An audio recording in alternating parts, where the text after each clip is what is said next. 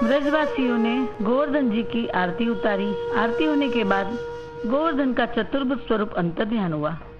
ब्रजवासी ने गोवर्धन पूजा से अपना जीवन सार्थक माना। गिरिराज जी को आनो रे आनो, इस स्थान का नाम आन्योर गांव रखा। यहाँ गोवर्धन की पूजा हुई और तुम्हारी नहीं, ये बात इंद्र को जाकर नारद जी ने कही। इंद्र यह सुनकर क्रोध से भर गया और प्रलयंकारी 12 प्रकार के मेघ को आज्ञा दी कि व्रज के ऊपर टूट पड़ो, व्रज को डुबा दो। ब्रजवासी शाम हो जाने से गोवर्धन की तलहटी में रात्रि विश्राम कर रहे थे। अचानक बादलों की भयंकर गड़गड़ाहट होने लगी, आकाश से बिजली चमकने लगी, आंधी से पेड़ टूट टूट कर गिरने लगे शुरू हुए और धीमे धीमे वर्षा होने लगी। सब घबराए। इंद्रदेव कुपित हुए हैं ऐसा लगता है। कोई कहता है हमने बालक की सुन इंद्र पूजा छोड़ी, ये गलत किया। कोई कहता है अब क्या होगा, नादा की दोस्ती, जी का जलन। कोई कहता है घबराते क्यों, कृष्ण ने कुछ गलत नहीं किया। इतने साल से इंद्र पूजा की, कभी इंद्र के दर्शन न हुए। गोवर्धन की पूजा से गोवर्धन भगवान के दर्शन हुए हैं। कृष्ण कहते थे गोवर्धन भगवान रक्षा करेंगे, चलो कृष्ण के पास। सारे ब्रजवासी दौड़े दौड़े नंद यशोदा के पास आए। बाबा कन्हैया कहाँ है, बाबा कन्हैया कहाँ है? बाबा कहते सोए हैं। ब्रजवासी कहते उन्हें जगाओ, देखो इंद्र नाराज हुआ है। उन्हें कहो गोवर्धन भगवान से कहे हमारी रक्षा करे। बाबा को भी यही ठीक लगा। मैया बाबा ने कृष्ण को जगाया। लाला उठो, दाऊ उठो। आकाश में बिना मौसम बादल, बिजली, आंधी, वर्षा हो रही है। लगता है इंद्र नाराज हुए हैं। तुम अपने गोवर्धन भगवान से कहो हम सबकी रक्षा करें। कृष्ण आंखें मलते उठे और बोले बाबा मुझे अभी भी स्वप्न में गोवर्धन भगवान ने आकर बताया कि इंद्र नाराज हुआ है। 7 दिन वर्षा बरसाएगा, लेकिन तुम डरना मत। मुझे अपनी कनिष्ठिका उंगली पर उठा लेना, सब मेरे नीचे आ जाना, तुम्हारा बाल बाका नहीं होगा। बाबा कहते तो लाला झट चल गोवर्धन उठा ले। कितनी महान श्रद्धा बाबा जी की, जो 10 वर्ष के बालक से इतना बड़ा पहाड़ उठाने को कह रहे हैं। श्रद्धा हो तो ऐसी। कृष्ण दौड़े गोवर्धन की ओर। सब गोधन लेके उनके पीछे दौड़े। कृष्ण ने जाकर गोवर्धन भगवान को प्रार्थना की, हम सब आपकी शरण में आए हैं, हमारी रक्षा करो, हमारी रक्षा करो। और पर्वत के नीचे हाथ डाला तो गोवर्धन फूल से भी हल्का हो गया और कृष्ण ने गोवर्धन उठा लिया। सब गिरिराज धरण की जय के जय जयकार करने लगे। गिरिराज धरण की जय, गिरिराज धरण की जय।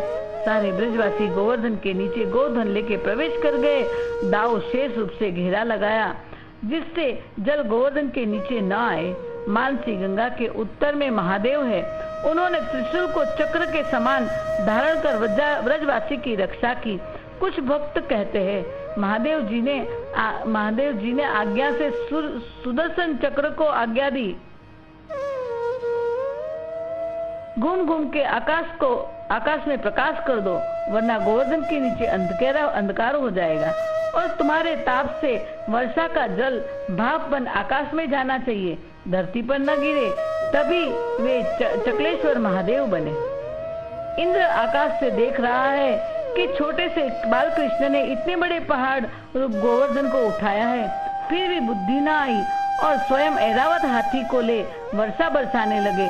ऐरावत हाथी की सूंड जितनी मोटी जलदार गिरती ब्रजवासी को दिखती, मगर जमीन पर बूंद नहीं गिरता। सब भाप बन आकाश में जा रहा है। कृष्ण ने बंसी बजाई। राधा रानी की नजर कृष्ण से मिली हुई थी। भक्त कहते हैं राधा की शक्ति से श्री कृष्ण ने गोवर्धन उठाया है। गोवर्धन बंसी सुन डोलने लगा। ब्रजवासी गिरधारी कृष्ण के दर्शन करते देह भान भूले हैं। किसी को न भूख है न प्यास। 5 दिन हुए, बच्चों को भूख लग गई, रोने लगे। कृष्ण ने पूछा क्या खाना है? एक कहता है समोसा, दूसरा कहता है खीर, तीसरा कहता है रबड़ी, चौथा कहता है खिचड़ी कढ़ी। कृष्ण कहने लगे गोवर्धन को लाठी छुआओ, वे देंगे, उनसे मांगो। बच्चों ने लाठी छुआई, कहा हमें ये चाहिए, हमें वो चाहिए, और सबकी मांग अनुसार भोजन की प्लेट गिरने लगी। बच्चे खुश हो गए, नाचने लगे, मैया दुखी हो गई। आज 5 दिन हो गए, मेरा लाला गोवर्धन उठाकर खड़ा है, थक गया होगा। बाबा से बोली, लाला को थोड़ा आराम दो, आप सब मिल के लाठी से थोड़ी देर गोवर्धन उठा लो। बाबा मन में सोचते, सच कह रही है। प्रकट में बोले, कन्हैया तू थोड़ी देर आराम कर ले, उतनी देर हम सब मिलके लाठी के सहारे गोवर्धन उठाएंगे। कृष्ण कहता है, लो मैं उंगली हटाता हूँ, पकड़ो। सबने लाठी लगाई, कृष्ण ने उंगली हटाई नहीं, केवल हिलाई। गोवर्धन डोलने लगा। ब्रजवासी घबराया, संभाल संभाल कन्हैया, ये तो केवल तुमसे ही संभलेगा, उठेगा। इस प्रकार 7 दिन हो गए। नारद जी द्वारा ब्रह्मा जी को पता चला, दौड़े दौड़े आए। ब्रह्मा बोले, मूर्ख इंद्र, ये क्या कर रहा है? गर्भ में आकर परब्रह्म परमात्मा श्री कृष्ण से बैर कर रहा है। इंद्र कहते हैं, क्या ये परमात्मा है? ब्रह्मा कहते हैं, इतना बड़ा पर्वत क्या 10 साल का बालक उठा सकता है? देखकर तेरी बुद्धि में समझ में ना आया। इंद्र को भूल समझ में आई, घबराया और तुरंत वर्षा बंद की। कृष्ण को प्रणाम किया। वर्षा रुकते ब्रजवासी गिरिराज धरण की जय करते गोवर्धन के नीचे से बाहर आए।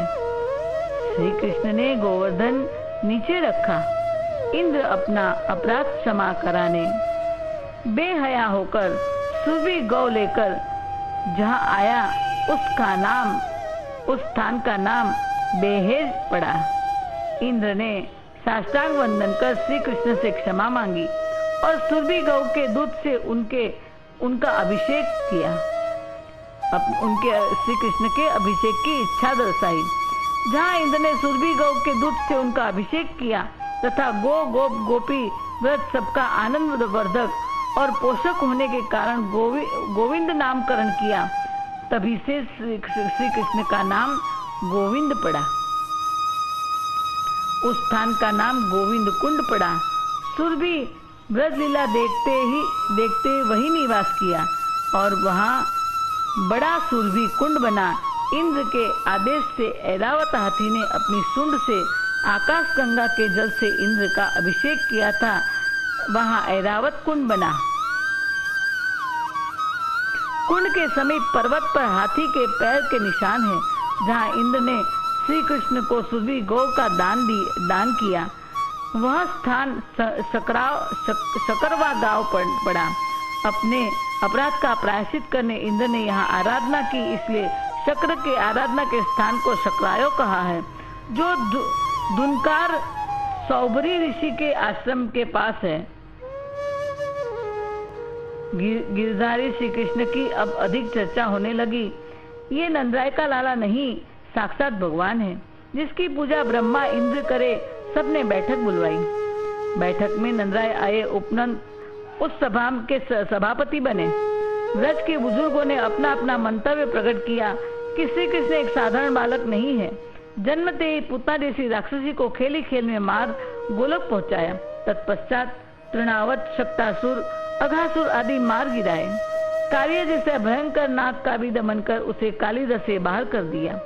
और अभी कुछ दिन पूर्व गिरिराज जैसे विशाल पर्वत को 7 दिन तक अपनी कनिष्ठिका उंगली पर धारण कर मुसलधार वृष्टि और आंधी तूफान से व्रज की रक्षा की।